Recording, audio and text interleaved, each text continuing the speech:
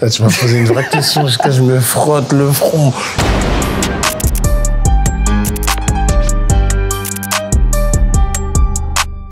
Salut l'équipe, c'est Arnaud. Pour ce nouveau talk show, on va se mettre bien avec Esprit Noir qui nous fait l'honneur de passer nous voir avant son show au Montreux Jazz Festival. Esprit Noir, merci d'être là et bienvenue. Merci à toi Arnaud, ça fait plaisir. Écoute, pour commencer, comment tu vas? Écoute, ça va, hein, je suis content. Ça fait longtemps que je suis pas venu ici, bête de cadre, donc tout va bien. J'ai vu que tu avais des liens avec la Suisse. Je pense entre autres au réalisateur genevois de ton clip qui est magnifique, Les Clés du Château. Demande à Soy, on part du sol, on fête nos morts au ton cœur. On est des hommes, on parle de sommes à bord d'un hélicoptère. Tu peux nous dire comment ça s'est fait le lien? Est-ce qu'il y a un truc sinon que t'aimes bien en Suisse? Je fais référence à l'équipe Exit Void, donc c'est eux qui ont réalisé mon clip Bonsoir Paris. Avec les flics au pad, je regarde ma vie qui vire au crade, la ville qui vire au crack. On pousse des grammes, des kilogrammes, le pilon puis nos crânes. Au check, c'est des semi-auto, des sables de Kyoto. Et pas mal de vidéos teasing autour de mon album La Cour des Miracles. C'est une équipe, en fait, que moi je suis un digger, donc je suis à fond sur les nouveaux créatifs, les nouveaux créateurs, que ce soit dans la mode, dans la vidéo, dans la musique. Donc voilà, je suis tombé sur eux. Je les ai contactés, naturellement, en leur disant que je kiffais leur travail. Ça faisait un moment que je les snipais, comme on dit. Et je suis venu, en tout cas, très souvent là sur la dernière année. Tu connais ici un petit peu. Je connais. Sans transition, tu l'as dit, tu viens de sortir ton dernier album, La Cour des Miracles, dispo depuis 5 mois maintenant. Yes. Il est très bon. Tu te racontes à l'intérieur. Je pense surtout au titre Signe. Je connais tous les coins du boulevard, je connais la gueule des képis. Je connais tous les keufs, je connais toutes les plaques. Ouais, mon cœur est plaque, je crois que mon cœur est dead. Tu l'as déclaré, c'est un peu comme la bande-son de ta vie. On peut dire que c'est un album qui est assez intime. C'est mon album le plus intime. On va dire que à chaque fois dans mes albums précédents, non pas que je survolais un peu des sujets, mais j'allais pas au fond de ce que je pouvais ressentir. Tu vois, je passais d'une phase à l'autre sur plein d'émotions, etc. Là, je m'attache sur chacun des morceaux, je m'attache à développer une émotion, tu vois, particulière dans un moment de ma vie où c'était un peu tout et n'importe quoi. Tu vois, je commençais à terminer mes études, donc à rentrer dans ma vie de jeune adulte, mais en même temps, je commençais aussi ma vie de jeune rappeur, sans m'en rendre compte vraiment, parce que je faisais vraiment du rap par loisir et j'avais pas de prétention, tu vois, d'en faire une carrière ou quoi que ce soit. Donc voilà, je pense que comme tout jeune adolescent, jeune adulte, il y a une période où tu te cherches et du coup c'est cette période-là que je raconte dans cet album. C'est l'album de la maturité, justement, où tu prends le recul pour voir un peu ton parcours. Carrément. Je pense que en fait, déjà de base, j'ai une éducation qui fait que je suis très pudique, paradoxalement. Donc, il me fallait des années pour digérer déjà ce que j'ai vécu, en bien ou en mal, et pouvoir le raconter d'une manière, entre guillemets, objective, tu vois. L'album de la maturité, je sais pas. En tout cas, maturité musicale, oui. Maturité musicale, oui. Oui, bien sûr. Parce que c'est pour moi l'album musicalement parlant le plus abouti. Le plus abouti, je me suis pris la tête à avoir un arc homogène avec des musiciens de ouf, avec Twins Mathieu qui a co-réalisé l'album avec moi et toute une équipe de musiciens qui nous a aidé à élever cet album musicalement. Il y a plusieurs featuring sur cet album. On sent que t'aimes ça, les collabs. En fait, t'aimes bien travailler avec d'autres artistes, j'ai l'impression. Ouais, tu vois, à l'instar des musiciens, tu vois, on était une dizaine, je crois, à travailler la musique. Pareil, au niveau des sons, de la construction des sons, je préfère faire un son avec quelqu'un que faire un son de manière solo. Ouais. Ça, j'ai toujours préféré cette configuration-là. Parce que de base, je suis un artiste solo, mais je me suis vite retrouvé avec, par exemple, Style Fresh, à faire des sons avec lui. Et après, j'ai été aussi dans un groupe qui s'appelle l'Institut. Donc, j'ai toujours partagé plus ou moins la musique avec les gens. Donc, je continue à faire ce truc-là. Et justement, dans tes projets, tu parles de banlieue, de police, des business. C'est des thématiques que tu abordes régulièrement, qui sont pas toujours faciles. Moi, j'aimerais savoir, est-ce que tu gardes un bon souvenir? Quel souvenir tu gardes de ta jeunesse en dehors de la musique? Moi, je garde que des bons souvenirs, hein, je te cache pas. C'est peut-être pour ça que j'ai raconté cette période. Si c'était un mauvais souvenir, j'aurais pas pu le raconter. Mais j'en garde que des bons souvenirs. C'est une période pendant laquelle c'était dur d'un point de vue vie sociétale, c'est-à-dire trouver ta place dans une société. Avec tout ce que ça comporte, tu vois, les attentes de tes parents, tes attentes personnelles, les attentes de la société, tu vois ce que je veux dire. Mais au-delà de ça, j'ai kiffé ma jeunesse. Moi, j'ai kiffé ma jeunesse. même s'il y a eu des choses que j'aurais fait autrement. C'est même une période qui me fait plus sourire qu'autre chose quand j'y pense. Sur un des morceaux mauvais où t'es en feat avec Maes, tu dis « Je suis un mauvais garçon, mais j'ai des capacités. » Je suis un mauvais garçon, mais j'ai des capacités. Est-ce que là, tu fais référence, par exemple, à l'école que t'as pas lâché, ou à la musique? Plus à l'école. Ouais. Plus à l'école. À l'école que j'ai pas lâché. Dans le sens où je suis un mauvais garçon parce que, comme beaucoup de gens de mon environnement à cette époque-là, bah, je traîne dans la rue, quand même. Beaucoup. Et avec toutes les dérives que ça peut entraîner. Mais j'ai des capacités, en fait. J'ai vraiment des capacités de manière scolaire, de manière... en termes de réflexion. Je sens que j'ai des capacités, tu vois. Parce que j'arrive à passer mes diplômes, j'arrive à avoir mes diplômes, tout en... naviguant. Plus ou moins à l'école buissonnaire, je te mens pas. Mais j'y arrive quand même, tu vois. Ouais. Mais en fait, quand je dis ça aussi, je parle de moi. Mais je parle aussi de mes potes, en fait, de gens qui sont autour de moi. Il y a beaucoup de gens avec lesquels je traîne qui ont énormément de capacités. Qui s'en rendent pas forcément compte, en plus. Il y en a qui s'en rendent pas compte. Il y en a qui le savent. Il y en a qui le savent et qui sont frustrés parce que, justement, ils arrivent pas à trouver le terrain de jeu pour exprimer leur capacité, tu vois. La Cour des Miracles, c'est aussi le titre de ton feat avec Nekfeu. Je voulais qu'on fasse le chemin ensemble. Et ma vie sert qu'un petit bout. Bouge mon appétit double, y'en aura d'autres des petits bouts. Est-ce que tu as une anecdote à nous raconter à propos de ce morceau? Ouais. Ce morceau, déjà, il s'est pas fait en France. Ouais. Ce morceau, il s'est pas fait en France et ce morceau, il s'est pas fait de manière téléphonée, tu vois. Donc, à la base, c'était pas du tout prévu, comme la plupart de nos morceaux. J'ai l'impression que tous les meilleurs feats, ça se fait un peu comme ça. Ouais, en tout cas, tous nos morceaux avec lui n'ont jamais été, ont toujours été, en tout cas, faits à la dernière minute d'un projet. Que ce soit dans ses projets à lui, pour Feu ou pour Cyborg, ou dans mon premier projet Masque Blanc, toujours à la dernière minute. Voilà. Et on a encore une petite pépite qui sort. Ouais, c'est cool. Je crois que c'est comme ça qu'on vous avez l'habitude de bosser. Ouais, donc, trop bien. On espère qu'il va bien. Il nous manque un peu. Hein. Va bien. Tout va bien. Esprit Noir. Pour chaque invité, dans le flow, on a une petite capsule d'interview qu'on personnalise. Comme toi, on sait que tu es un amateur de James Bond. Ouais. On a fait une interview 00S. Ok. On a 3-4 questions. La première, c'est quel morceau de ta discographie tu verrais bien en intro d'un James Bond? En intro d'un James Bond, je te dirais Celt. Ici mon pote, la drogue est dure, c'est HBR, coke procédure, pour prendre de l'air, faut prendre des thunes, putain. Ouais, avec la cornemuse et tout. Tu vois, un James Bond qui commence dans les Highlands Scottish. Ouais, nickel. Si tu devais donner un nom de code à ta carrière, ce serait quoi? Un nom de code? J'aurais dit... C'est de l'actualité tout le temps, l'ombre, la lumière. Ouais, j'aurais dit Yin Yang. Opération Yin Yang. C'est fort. Et enfin, dernière question. Si tu devais réaliser une mission secrète avec 3 artistes de ton choix, ça serait qui? T'appelles qui pour monter une équipe?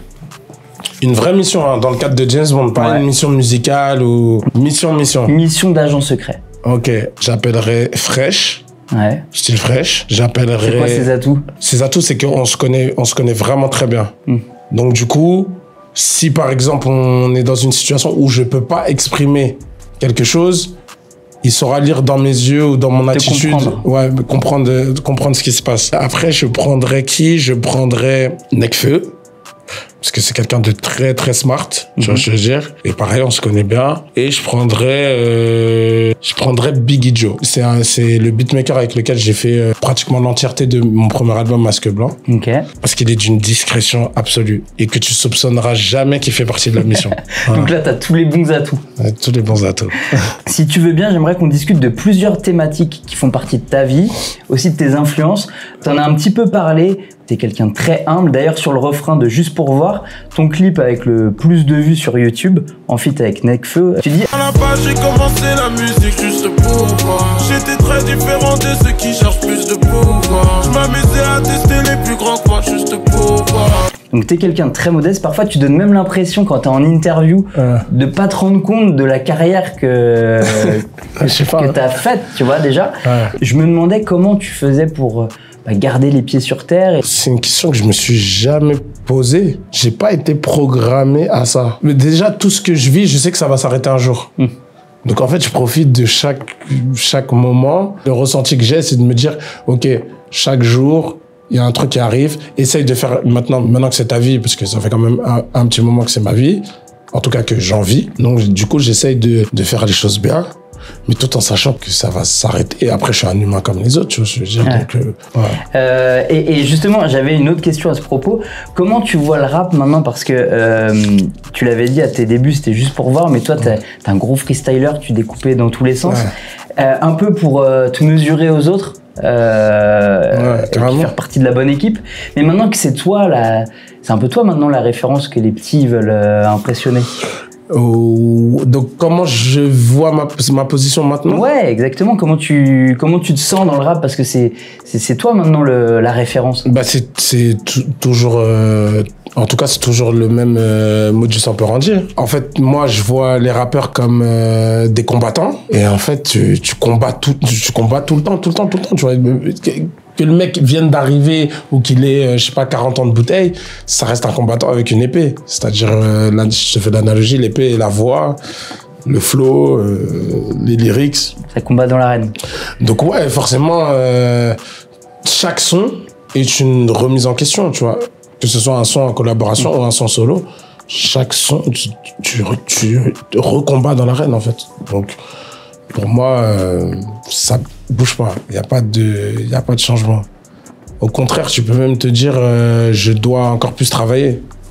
Là où, quand j'étais dans la pénombre de la capitale, tu vois, et que personne me connaissait, tu vois, je me disais, ok, là, au moins, j'évolue sans que les gens voient mon évolution. Alors que là, aujourd'hui, c'est pas le monde entier, mais voilà, tu vois, je suis quand même exposé, en tout cas, aux yeux de mon public, des gens qui m'écoutent. Donc, il faut que je travaille encore plus, en vrai. Esprit, je suis obligé de parler de ta collab avec Kawasaki. Ouais. Parce que t'es le premier artiste à devenir ambassadeur pour une marque de moto. J'ai lu sur ton compte Insta que c'est le morceau, justement, Kawasaki, qui est sur l'album La Cour des Miracles, en feat avec Lelo, qui t'avait un petit peu amené à faire cette collab. Tu peux nous en parler un peu? Kawasaki, 240 € sous la Kawasaki. Y'a la petite qui m'appelle. Je fais ce morceau sans réfléchir à quelconque collab, mais une fois que je le fais, je me dis ok, forcément on va clipper le morceau. Donc si on clippe le morceau, il va nous falloir des Kawasaki. J'envoie un message à Kawasaki en disant voilà, j'ai fait un morceau, je vous l'envoie, etc. Et en fait, avant même qu'ils me disent bah ouais, tu peux nous envoyer le morceau, ils me disent ah c'est trop bien, on pensait à toi pour. Génial. Ouais, on pensait à toi pour faire des choses. Et alors toi, en moto, t'es plus cross, off-road, sport? Tu roules avec quoi là? Plus trail. Trail, ouais. Ouais, trail. Je suis grand, donc une sportive, c'est un peu compliqué. Ouais. Enfin, c'est un peu compliqué sur la longueur. Et moi, je baraude uniquement en moto. Oui. Donc tous mes déplacements se font en moto à 90%. Donc il faut que je sois confort. En plus, dans Paris, il y a beaucoup de circulation, etc. Et je suis grand, donc ouais, trail. On continue. Dans le flow, on a une petite capsule qui s'appelle Face à l'actu. Okay. Donc, forcément, on parle d'actualité.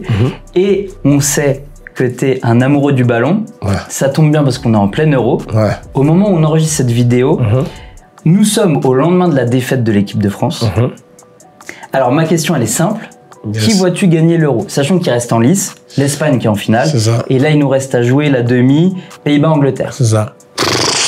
Franchement, dans cet Euro, c'est tellement indécis. Je trouve que l'Euro ressemble à un championnat français, par exemple, tu vois. Genre, je sais pas, il n'y a pas de folie. Donc moi, je te dirais l'Espagne. J'ai l'impression que c'est eux qui mettent le plus de... J'ai connu mieux. Ouais. Je te mens pas. Mais sur ce qu'on a vu jusqu'à présent, il y avait rien d'excitant. Sur ce qu'on a vu, on va dire que c'est une équipe assez solide, défensivement. Offensivement, j'ai pas vu d'équipe qui vraiment... Qui arrachait tout. Par rapport à des référentiels que j'ai pas vu une équipe qui arrachait tout, mais voilà, c'est une équipe qui se tient. Ils ont quelques automatismes. Ils sont en confiance, dira-t-on. Donc pourquoi pas l'Espagne. Mais si je devais vraiment te donner un avis, je te dirais je suis complètement indécis. Ouais, je suis complètement indécis. L'Angleterre peut battre les Pays-Bas et arriver en finale avec une aura spéciale. Une finale, c'est toujours un peu spécial. Ouais, une finale, de toute façon, c'est toujours un peu spécial. Mais là, j'ai pas vraiment de favori. Moi, je voyais bien la Suisse, de base. Ah ouais? Ouais, je dis pas ça parce que vous êtes suisse, mais je voyais vraiment bien la Suisse. Je trouvais que c'était bien solide, c'était cohérent, et surtout, c'était pas un des favoris. C'est l'outsider qui arrive exactement, un petit peu à... Exactement. Donc, ouais, je voyais bien la Suisse de base. Écoute, on verra quand cette interview sortira. De toute façon, l'Euro sera fini. Si l'Espagne gagne, ouais. On verra si l'Espagne gagne. On sait que t'adores aussi Ronaldinho. T'as vu qu'il avait ouvert un petit resto pas loin de Genève. Ouais. Si jamais t'as le temps, il a ouvert le R10. C'est le premier resto qu'il a ouvert. Ok, je savais pas. C'est quoi comme spécialité là-bas? Burger. Ok, d'accord. Elle a fait simple. Ouais, il a fait simple et efficace. Nickel. Esprit Nord, on arrive dans le temps additionnel de notre interview. Il nous reste quelques questions en vrac. La première, tu l'as dit tout à l'heure, t'es un digger. Est-ce qu'il y a un nouveau talent que t'as découvert et que là, il faut absolument qu'on écoute? Kurt Cobain. Kurt Cobain, c'est un Américain, ouais, c'est un Américain qui amène un nouveau courant qui s'appelle la sexy drill.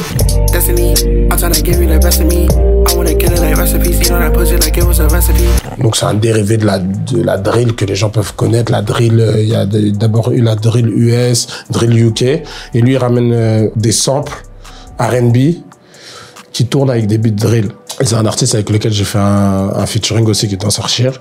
Donc franchement, c'est quelqu'un que j'écoute depuis 2022 et je me suis mangé une vraie claque artistique. Faut suivre. Ouais, franchement, il est grave chaud. De toute façon, là, il a déjà fait des feats avec des Don Toliver, Travis Scott. Donc franchement, ouais, l'artiste à suivre. Bah, merci pour la reco déjà. Normal. Je crois que t'as un petit faible pour France Gall. Ouais, je kiffe de ouf. C'est quoi ton morceau préféré? Je te dirais Babacar.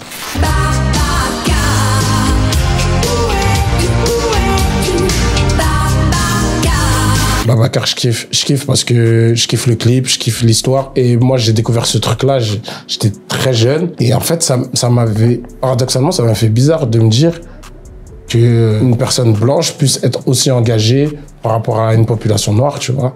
Parce que du coup, j'avais écouté ses interviews et elle disait que voilà, elle avait rencontré ce petit garçon et que ça l'avait touché et j'ai vraiment kiffé. Enfin, une dernière question de foot. Quel club tu rêves de voir gagner la Ligue des Champions? Paris Saint-Germain, bien sûr. Obligé. Ça va arriver ou pas? Tu m'as posé une vraie question jusqu'à ce que je me frotte le front. Je sais pas. Franchement, je sais pas. C'est dur. Je préfère ne pas y croire. Ouais. Et le problème avec le PSG, c'est qu'à chaque fois qu'on enlève tout espoir, ils arrivent toujours à nous faire croire que c'est peut-être cette année. C'est dur, mais au moins j'aurais tout connu en termes d'émotion dans le foot. Le Sénégal a gagné la Coupe d'Afrique, la France a gagné la Coupe du Monde. Donc le PSG, on a eu le PSG a gagné le championnat. Maintenant, il nous manque juste ça. Exactement. C'est la fin. Yes. Il nous reste une question, si tu veux bien. En fait, on a une petite capsule qui s'appelle la question du turfu. Okay. En fait, notre précédent invité pose une question au suivant, sans savoir qui c'est. Eddie de Préto qui avait une question pour toi. À quel moment tu as eu un ego surdimensionné pour avoir suffisamment confiance en toi et te dire je vais raconter ma vie devant des gens? J'ai jamais eu cet ego-là. Justement pas, j'ai jamais eu cet ego-là. Par contre, en termes de confiance en soi, j'ai toujours eu confiance en moi. Ça, c'est sûr. Mais justement, comme je te disais, j'ai une pudeur qui a fait que pendant longtemps, je me cachais derrière les autres. Tu vois, derrière Style Fresh, derrière mon groupe, derrière les autres artistes que je voyais percer. Moi, j'étais un peu derrière, je vivais un peu le truc, mais voilà, tu vois. Je pense que c'est pas l'ego qui m'a poussé à raconter ma vie, c'est la performance, en fait, tout simplement. Ouais, toi, c'est vraiment dans la compète, comme tu disais tout à l'heure, c'est l'arène. J'aime trop le son, comme j'aime le foot. Et en fait, je me suis retrouvé, j'ai embarqué dans un train dans lequel il y avait trop de talent. Tu vois, que ce soit en 1995, l'Institut, Section d'Assaut, Style Fresh, après plus tard Fababy, Sultan, Sadek. Donc je me suis retrouvé dans un train à être assis à côté de mecs qui sont grave chauds, qui performent. Et du coup, paf, et après je me suis arrêté à la gare de raconter la gare Raconte ta vie. Voilà. Et Faire un finalement, album. c'est un beau message parce que ça prouve que on peut rester humble et réussir à développer son art. Et... Ouais, je sais pas si c'est de l'humilité. Je pense pas que ce soit de l'humilité. C'est juste quand tu peux faire les choses sans pour autant avoir un plan, comment dire, de représentation. Moi, mon plan, c'était juste faire du bon son, quoi. Je veux dire. Après, bah, forcément, si tu fais de la performance, peut-être que la performance peut t'emmener plus loin, plus haut. Esprit, est-ce que je peux te demander si tu as une question à notre prochain invité? Bien sûr. Est-ce qu'il faut que je regarde la caméra? Si tu veux. Alors, cher invité, j'aimerais savoir si... C'est 2 questions. Si aujourd'hui, la musique s'arrête, déjà d'une, est-ce que tu as assez en poche pour prendre ta retraite sur une plage, tranquille? Et deuxième partie de la question, si tu n'as pas assez, quel serait le métier de reconversion que tu choisirais? Eh ben, merci pour le prochain ou la prochaine. Normal. Esprit Noir, c'est la fin de ce Talk Flow. Yes. Je rappelle que ce soir, tu seras au Montreux Jazz Festival. Alors, on te souhaite de bien t'amuser là-bas. Tu continues aussi le Son de Retour 2024. Yes. Tu seras à l'Olympia le 19 septembre à Paris. Exactement. Merci pour ce moment. Merci à vous, On le s'est flow. régalé, c'était trop bien. Il y a du flow ici.